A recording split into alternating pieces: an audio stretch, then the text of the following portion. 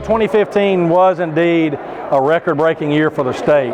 For the first time ever, we achieved $7.1 billion of new capital investment that's going to be injected into Alabama's economy over the next few years, directly as a result of this collaborative effort that we have for economic development that includes the Department of Commerce, local economic developers, our universities, community college systems, AIDT, and the whole workforce development community all coming together to make that happen. And so it was a banner year in terms of capital investment, and it was a very good year in terms of job creation, because we're also going to see from $7.1 billion of new investment, we'll see the creation of 19,260 plus jobs that is going to come from that investment. And so this is creating real opportunities for Alabamians, and so we're really excited about that.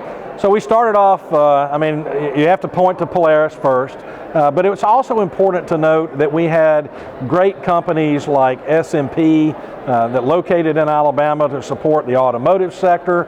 We had a great company called Logisol, which is a Korean supplier and logistics company, really, locate in Macon County, Alabama. One of the things that we're really trying to do not only is to spread that geographic representation of companies locating in the state, we're really trying to spend a lot of time and attention to developing rural Alabama in our targeted county program. And we're beginning to see results on that, but we still got a long way to go. But we're learning, and we've committed more resources and a deeper strategy to get that done. So the Alabama Jobs Act that was passed 2 years ago and has been implemented since 1 year ago in July has shown great success with the Jobs Act, and the jobs credit that came along with it, and also the investment credit, and the enhancements to rural development that we focused on in that are beginning to show real meaningful payoff.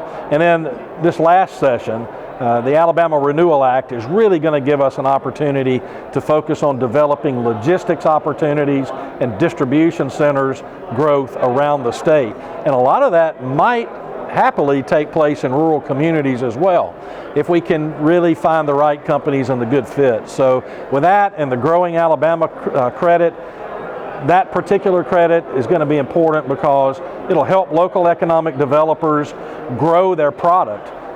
And by product, what I mean is the actual land that they have available and in their inventory to attract companies and to help existing companies expand. So the Growing Alabama Credit's going to help give them another tool to help have the right product at the right time to grow jobs across the state. Alabama has really taken on the international stage quite a presence in terms of aerospace, particularly because we're a state that has all aspects of aerospace and aviation in one state, because we have missile defense, we have space, we have commercial aircraft, we have it all.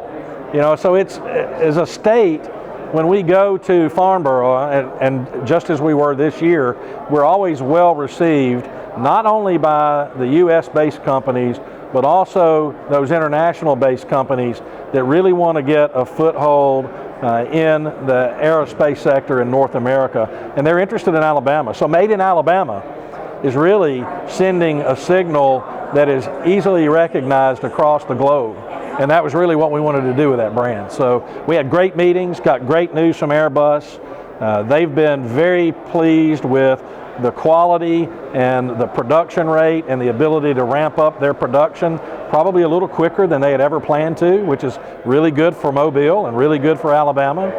But we also got what we think will be a couple, maybe 3 new projects that we hope to see come our way. Now we'll be competing for those projects, but it's one of those situations where if you're not at Farnborough, you might not get a shot.